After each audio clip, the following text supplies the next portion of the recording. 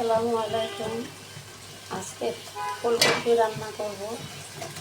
বড় যে কোনো মাছের সাথে ফুলকপি রান্না করলে অনেক ভালো লাগে।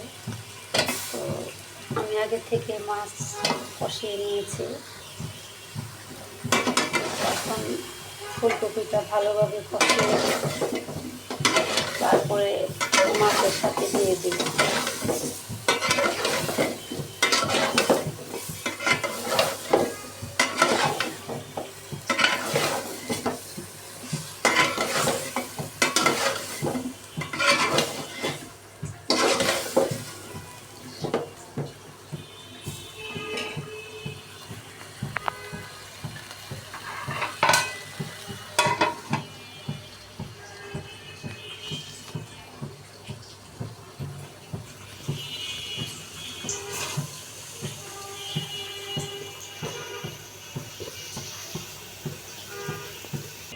এখানে বোয়াল মাছ আমি আগে থেকে কষিয়ে রেখেছি।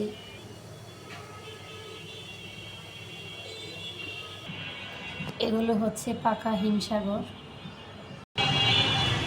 মাশাআল্লাহ, গরুর বাচ্চাগুলো অনেক বড় হয়ে গেছে।